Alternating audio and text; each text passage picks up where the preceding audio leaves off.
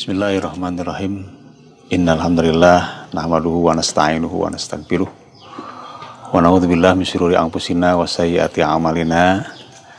May yahdihillahu fahuwal muhtadi wa may yudlil falan tajida lahu waliyyan mursyida. Asyhadu an la ilaha illallah wahdahu la syarikalah wa asyhadu anna Muhammadan abduhu wa rasuluhu alladzi la nabiyya ba'dah.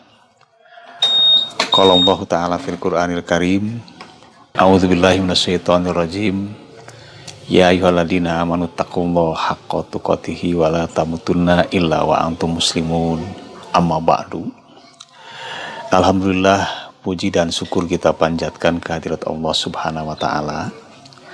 Mudah-mudahan segala limpahan nikmat yang Allah berikan dapat kita jadikan modal, kita jadikan bekal dalam rangka meningkatkan keimanan, memperkuat keyakinan kita kepada Allah, dan senantiasa kita bertakarrub dengan meningkatkan amal ibadah kita, mewujudkan ketakwaan, melaksanakan segala perintah dan menjauhi segala apa yang menjadi larangan-larangannya.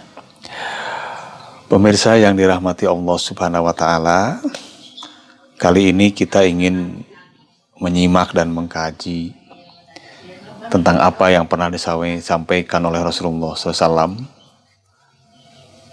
Bahkan beliau memberikan perhatian besar kepada umatnya, kepada seluruh hamba Allah sebetulnya. Karena setiap orang punya keinginan dan punya cita-cita yang luhur untuk menjadi yang terbaik dalam segala hal. Semua kita tentu berharap ingin menjadi orang yang paling baik, orang yang paling kuat, bahkan mungkin orang yang paling mulia, dan juga lebih mungkin lagi setiap orang menginginkan menjadi orang yang paling kaya. Tiga hal itu dicita-citakan dan diidamkan setiap orang. Dan ternyata Rasulullah suatu ketika pernah menawarkan ketiga hal itu. Beliau menyatakan, Man ahabba ayyakuna aqwan nas. Siapa di antara kalian yang ingin menjadi orang yang terkuat? Yang kedua, beliau juga menawarkan, Wa man ahabba ayyakuna agnan nas. Siapa di antara kalian yang ingin menjadi orang yang terkaya di dunia? Dan yang ketiga, beliau juga menawarkan, Wa man ahabba ayyakuna akraman nas. Siapa di antara kalian yang ingin menjadi orang yang termulia, orang yang paling mulia? Ya, demikianlah Rasulullah menawarkan. Dan tentunya kita tahu setiap apa yang beliau tawarkan adalah sesuatu yang jaminan. Di samping juga beliau nanti akan menyampaikan solusinya atau jawabannya. Dan Rasulullah memberikan atau menawarkan sesuatu, ternyata semuanya adalah sesuatu yang diinginkan dan diharapkan oleh setiap orang. Lalu apa persoalannya ketika hal itu ditawarkan oleh Rasulullah kepada kita, kepada umatnya, kepada seluruh hamba Allah? Padahal sesuatu itu sesuatu yang tidak perlu ditawarkan lagi, bahkan sesuatu yang setiap orang ingin mengejar dan mencari. Dalam proses perjalanan kehidupan ini, setiap orang tidak luput dari mencari ketiga hal itu, baik salah satunya bahkan mungkin seluruhnya. Tapi demikianlah Islam memberikan panduan, memberikan bimbingan bahwa tidak setiap kali setiap yang orang inginkan, setiap orang yang cita-citakan, kemudian orang menemukan caranya, orang mendapatkan jalannya. Kalaupun kemungkinan orang menemukan dan mendapatkan jalannya, belum tentu sesuai dengan apa yang dikehendaki oleh Allah Sang Pencipta kita. Karena manusia punya keterbatasan pemikiran, keterbatasan fisik, kemampuan, dan segalanya. Termasuk juga keterbatasan jawaban yang mungkin saja nanti kita akan tahu benarkah apa yang disampaikan oleh Rasulullah, sesuaikah apa yang menjadi jawaban Rasulullah dengan apa yang ada di benak kita. Yang terbayang dalam diri kita adalah kalau orang ingin menjadi orang yang terkuat seperti apa, kalau orang ingin menjadi orang kaya harus bagaimana, kalau orang ingin menjadi mulia harus bagaimana pula. Nah, tentu di sini nanti ada gambaran-gambaran penjelasan yang seperti tadi saya sampaikan tidak selamanya sama dan sejalan dengan keterbatasan pemikiran kita.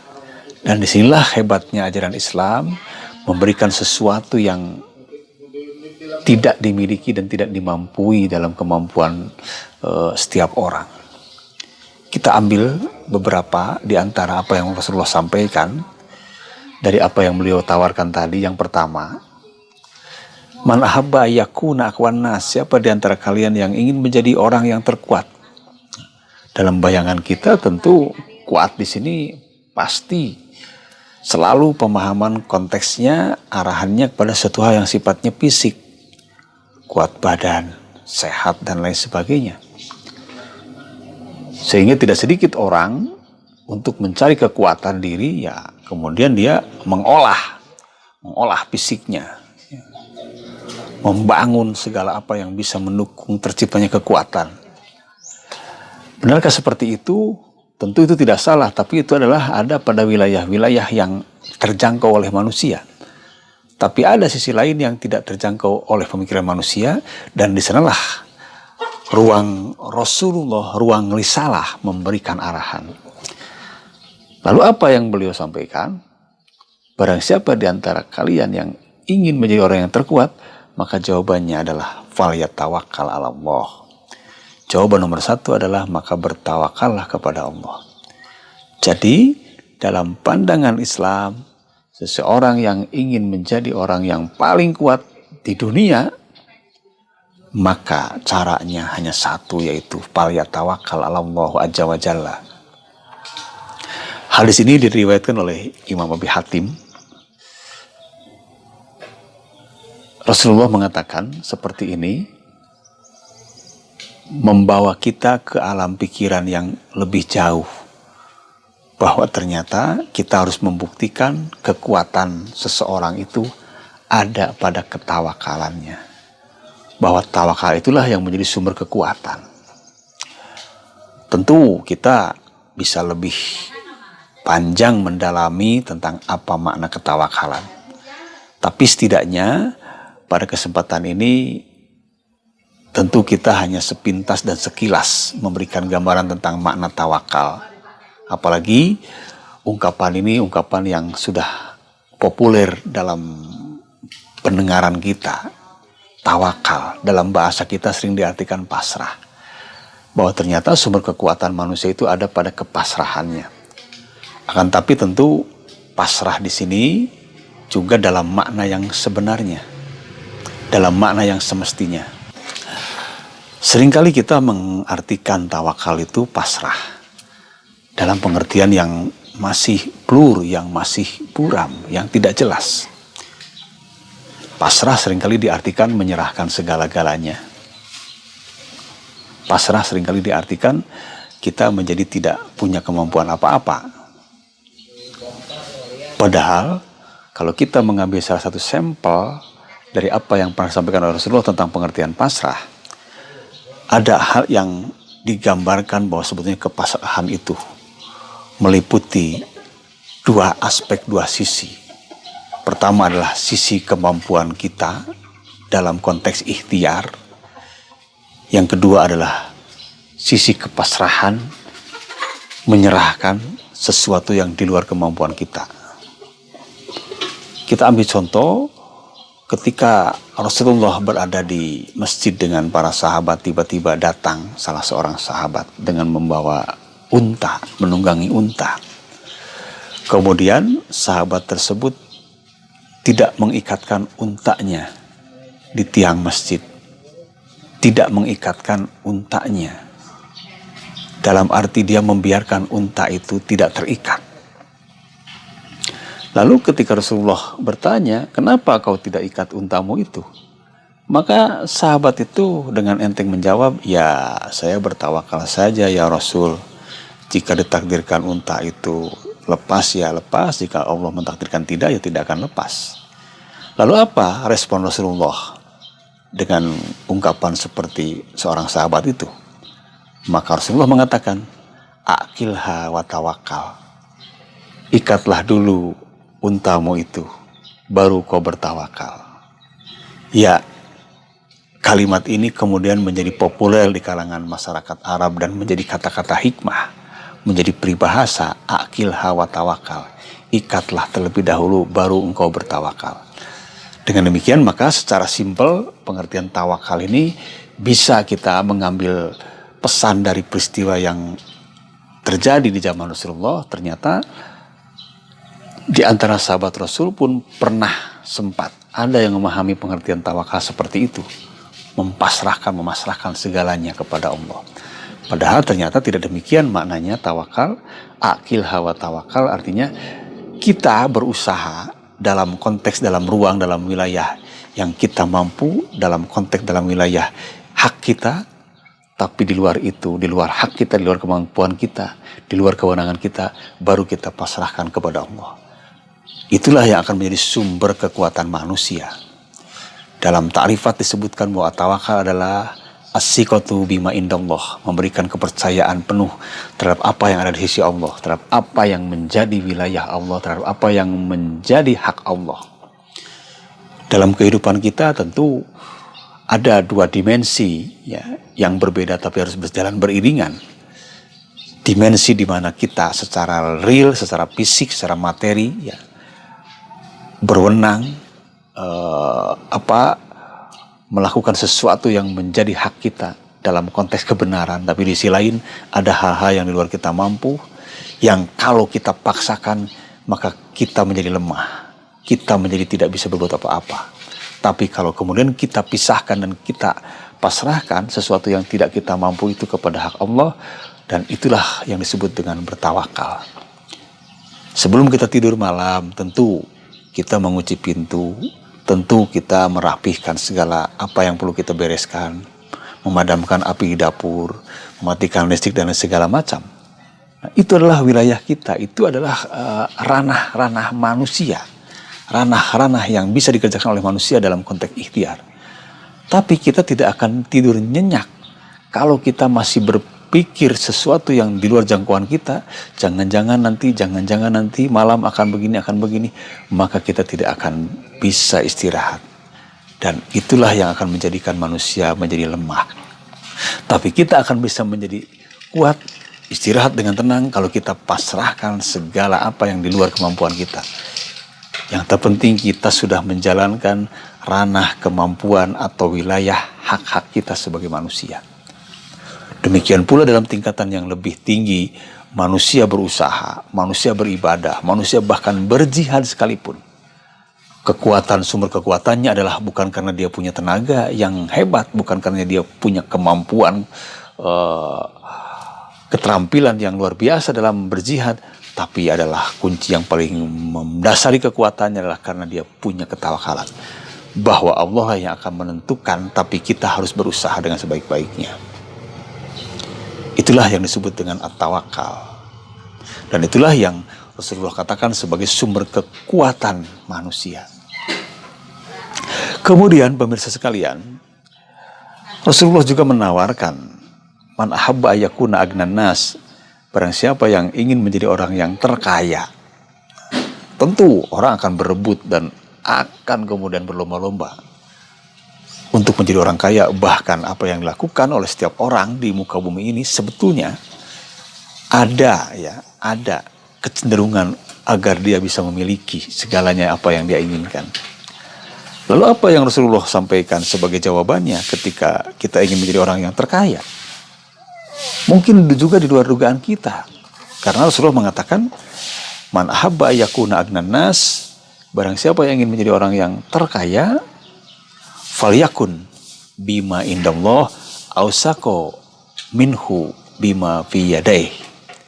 Maka yakinkan apa yang ada di sisi Allah itu lebih engkau yakini, lebih dia percayai dari apa-apa yang ada di kedua tangannya. Dalam bahasa kita, dalam bahasa sederhananya adalah bahwa kalau kita ingin menjadi orang yang terkaya, maka kita harus lebih meyakinkan apa yang ada di sisi Allah dibanding dengan sesuatu yang sedang kita miliki. Maksudnya adalah kalau kita ingin kaya, kalau kita ingin dikatakan orang terkaya, maka kita harus berani melepaskan apa yang kita miliki. Dan kita pinjamkan dan kita simpan dan kita keluarkan di jalan Allah. Dalam bahasa lain bahwa rumus orang terkaya adalah orang yang sering bersedekah, orang yang dermawan. Tentu sekilas ini pun juga seperti bertentangan dengan rasio kita. Karena dalam pemahaman kita bahwa orang kaya adalah orang yang banyak mengumpul-ngumpul harta, banyak menghimpun-himpun kekayaan. Bahkan dalam kata pepatah yang sangat populer sering dikatakan bahwa menabung adalah pangkal kaya. Ya, tentunya kita tidak bermaksud menyatakan peribahasa itu atau ungkapan itu salah. Betul bahwa menabung adalah pangkal kaya. Cuma, kenapa di dalam nasihat Rasulullah, dalam ajaran Islam, justru kaya adalah dengan cara bersedekah. Bersedekah seperti berlawan dengan menabung. Disinilah barangkali kekurang tepatan pemahaman umumnya umat Islam. Karena ketika kita bersedekah, kita menganggap sedang melepaskan atau mengeluarkan sesuatu, sedang menghilangkan sesuatu. Padahal justru benar bahwa menabung pangkal kaya dan sebetulnya bersedekah adalah menabung. Bersedekah adalah menyimpan, bersedekah adalah menitipkan. Jadi kalau Rasulullah mengatakan kalau kita ingin menjadi orang yang paling kaya maka rajinlah kita bersedekah, sebetulnya rajinlah kita menabung. Karena dalam pengertian ajaran Islam, memberi, membantu, berinfak, bersedekah kepada orang lain sebetulnya bukan sedang kita menyerahkan sesuatu pada orang lain, tapi kita sedang menyimpan, sedang menitipkan, sebab pada saatnya nanti akan kita dapatkan hasil yang lebih besar. Mungkin kalau menabung jumlah yang kita kumpulkan sesuai dengan jumlah yang sering kita simpan, tapi tidak demikian dalam sedekah. Jumlah yang kita keluarkan maka nanti pada hasilnya akan berlipat-lipat ganda, berkali-kali lipat jumlahnya. Tentu tidak ada tabungan yang sehebat itu di dunia. Oleh karena itu, maka kalimat ini ingin mengatakan bahwa sumber kekayaan umat Islam ada pada bagaimana orang itu memahami tentang prinsip-prinsip sedekah, meyakini bahwa apa yang dia miliki tidak lebih utama dibanding ketika dia menyerahkan di jalan Allah. Bahkan sebaliknya, ketika kita menyimpan, bahkan mungkin memakan, mengkonsumsi apa yang kita miliki, sebetulnya itu adalah sesuatu yang sedang kita hilangkan. Bukan sedang kita simpan, apalagi sedang kita sisakan. Yang tersisa adalah yang beredar melalui kebaikan kita di tangan-tangan orang lain atau kita titipkan di kebutuhan-kebutuhan orang lain. Demikianlah maka kenapa Rasulullah mengatakan bahwa memang benar sumber kekayaan atau seseorang bisa menjadi kaya justru bahkan sebaliknya dengan sering-sering dia menyebarkan sedekah, menyebarkan infak. Tidak pernah kita mendengar orang jatuh miskin karena banyak bersedekah. Tidak pernah kita dengar orang sengsara karena sering dia dermawan kepada orang lain. Bahkan sebaliknya, sering kita lihat, sering kita dengar, sering kita perhatikan orang yang banyak bersedekah justru dia lebih kelihatan sejahtera dan lebih bertambah kekayaannya. Kemudian yang terakhir, yang ketiga, Rasulullah pun juga menawarkan kepada kita semua, man ahabba ayyakuna akraman nas. Siapa di antara kalian yang ingin menjadi orang yang paling mulia? Sama, ini pun juga adalah sesuatu yang diinginkan, dicita-citakan, dikejar setiap orang. Kemuliaan. Tentu kemuliaan di mata kebanyakan orang adalah sesuatu yang sifatnya bisa muncul tampil dalam hal yang bisa terlihat di kalangan orang banyak. Apakah dengan jabatan, apakah dengan apa yang dia miliki, kekayaan dan sebagainya. Tapi kemudian Rasulullah memberikan tawaran yang berbeda, bahwa siapapun yang ingin menjadi orang yang terkaya, jawabannya adalah falyattaqillah, bertakwalah kepada Allah. Sekali lagi, yang dimaksud adalah siapapun ingin menjadi orang yang paling mulia, maka bertakwalah kepada Allah. Takwa di sini adalah ketaatan, takwa di sini artinya kehati-hatian, takwa di sini artinya berjalan pada kebenaran. Dalam bahasa yang lebih simpel sering kita dengar dalam pengertian takwa adalah imtisalu awamirih wajtinabu nawahih, mengerjakan segala perintah, menjauhi segala larangannya. Lalu sisi kemuliaannya di mana? Jelas, kemuliaan orang yang bertakwa tentu yang paling utama adalah dia akan mendapatkan tempat ridho Allah Subhanahu wa taala di surga. Dia akan mendapatkan banyak pahala dari Allah Subhanahu wa taala karena ketaatannya. Tapi di mata manusia pun juga sama. Orang takwa adalah orang yang mendapatkan penghargaan, orang yang akan mendapatkan kehormatan, dan orang yang akan jauh dari kehinaan. Karena kehinaan berada pada konteks, pada tempat di mana orang itu penuh dengan pelanggaran, di mana orang tersebut penuh dengan perilaku-perilaku maksiat, perilaku-perilaku yang hina. Inilah barangkali beberapa pesan yang disampaikan oleh Rasulullah SAW, dan ternyata Rasulullah memberikan jawaban yang tidak selalu harus sama. Sebetulnya bukan tidak sama, tapi mungkin kita yang belum sampai mampu mendalami makna yang sebenarnya. Makna bertawakal yang akan melahirkan kekuatan, kemudian makna bersedekah yang justru akan menjadi sumber kekayaan, dan makna ketakwaan yang justru akan menciptakan kemuliaan. Pemirsa yang dirahmati Allah Subhanahu wa taala, itulah mudah-mudahan pesan-pesan Rasulullah akan menjadi perhatian bagi kita semua dan menjadi bekal amalan-amalan kita sehari-hari. Aqulu qouli hadza fastaghfirullah li wa lakum. Rabbana atina fid dunya hasanah wa fil akhirati hasanah wa qina adzabannar. Assalamualaikum warahmatullahi wabarakatuh.